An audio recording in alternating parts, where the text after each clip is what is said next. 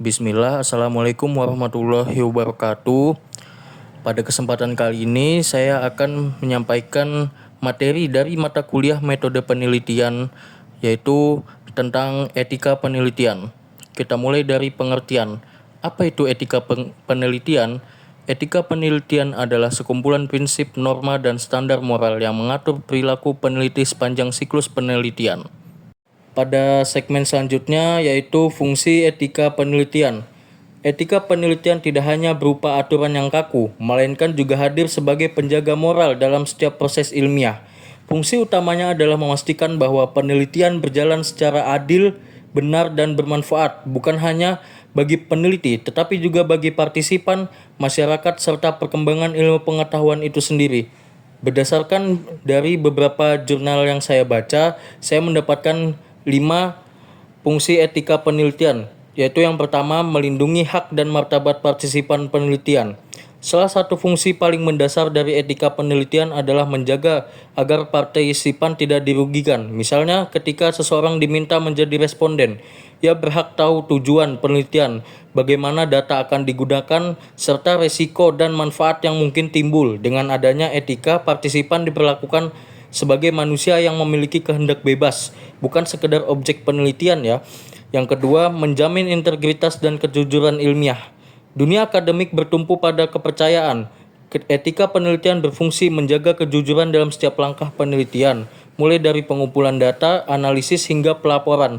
Dengan berpegang pada etika, peneliti diingatkan untuk tidak memanipulasi data, tidak membuat hasil penelitian yang palsu, dan tidak menjiplak karya orang lain. Integritas ini sangat penting dalam ilmu pengetahuan, terus berkembang di atas landasan yang benar. Yang ketiga, yaitu meningkatkan kepercayaan publik terhadap penelitian. Penelitian yang dilakukan dengan mematuhi etika akan lebih mudah dipercaya oleh masyarakat. Sebaliknya, jika penelitian dilakukan dengan cara-cara curang atau merugikan orang lain, maka kepercayaan publik terhadap peneliti maupun lembaga akademik bisa runtuh. Etika di sini berfungsi sebagai jembatan yang menghubungkan dunia akademik dengan masyarakat luas. Yang keempat adalah mencegah terjadinya konflik kepentingan. Tidak jarang peneliti didanai oleh pihak tertentu yang mungkin memiliki kepentingan.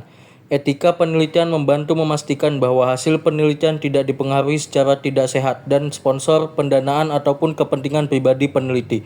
Dengan adanya keterbukaan mengenai konflik kepentingan, penelitian tetap dapat dipandang objektif dan bebas dari tekanan pihak luar.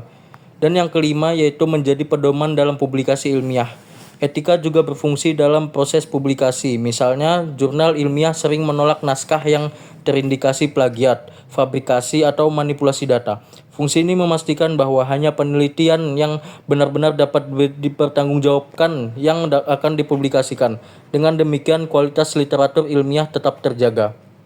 Pada segmen selanjutnya yaitu macam-macam etika penelitian. Berdasarkan hasil dari beberapa jurnal yang saya baca, saya menemukan ada 7 macam etika penelitian. Yang pertama, informed consent, yaitu persetujuan partisipan secara sukarela informasi memadai.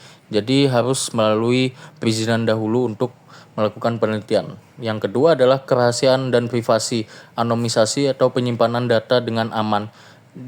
Mungkin ketika kita meneliti akan meminta data ataupun beberapa hal yang bisa jadi menyangkut privasi dari subjek yang kita peneliti, maka hendaknya kita harus menjaga data tersebut dengan baik ya, jangan sampai terbocorkan.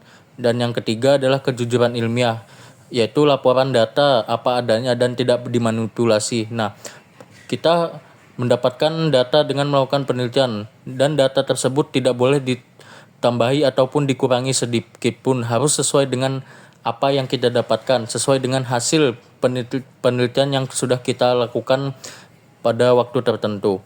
Dan yang keempat adalah tidak melakukan plagiarisme, yaitu mengutip sumber dengan benar, hindari self plagiarism. Mungkin ini bisa jadi menambahi data dengan pribadi atau memodif data yang seharusnya bagaimana dimodif dengan sesuatu yang sebenarnya tidak ada, yang bertujuan untuk membuat penelitian agar lebih menarik. Yang kelima adalah menghindari fabrikasi dan falsifikasi data. Ini mungkin sama seperti nomor 4 tadi, yaitu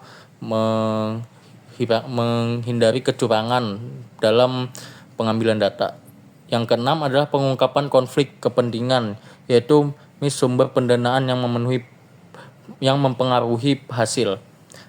Dan yang ketujuh ini mungkin tambahan, yaitu kepedulian terhadap kesejahteraan hewan jika ada, dan kepatuhan pada protokol etis lain yang relevan.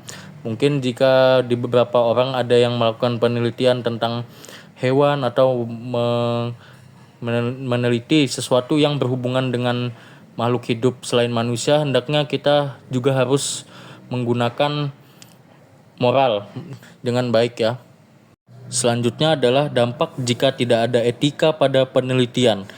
Jika penelitian dilakukan tanpa memperhatikan etika, konsekuensinya tidak hanya dirasakan oleh peneliti itu sendiri, tetapi juga oleh peserta penelitian, lembaga, bahkan masyarakat yang luas. Berikut beberapa dampak nyata yang bisa terjadi, yaitu yang pertama adalah merusak kredibilitas ilmu dan institusi, yaitu berakibat dengan publikasinya ditarik dan reputasinya hancur.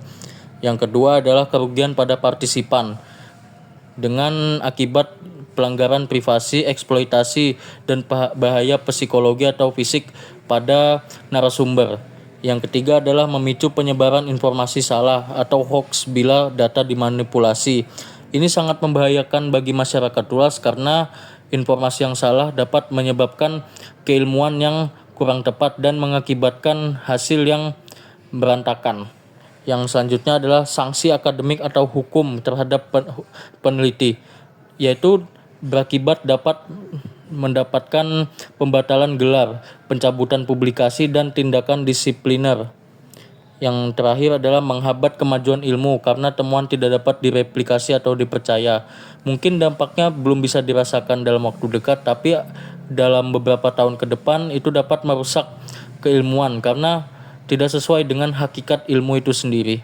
Dan pada segmen yang terakhir ini adalah penerapan etika penelitian.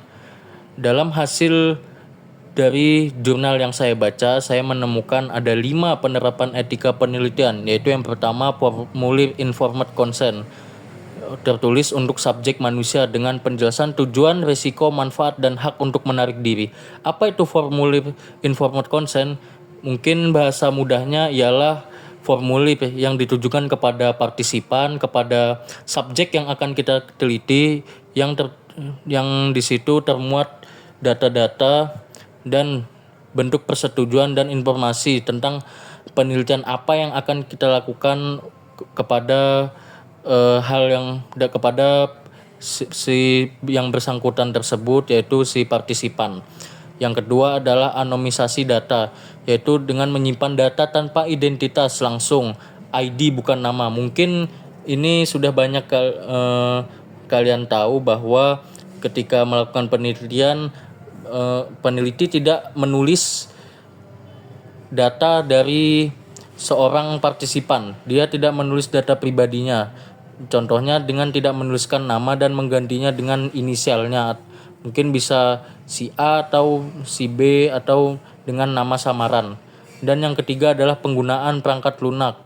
Cek plagiarisme oleh jurnal dan institusi sebelum publikasi.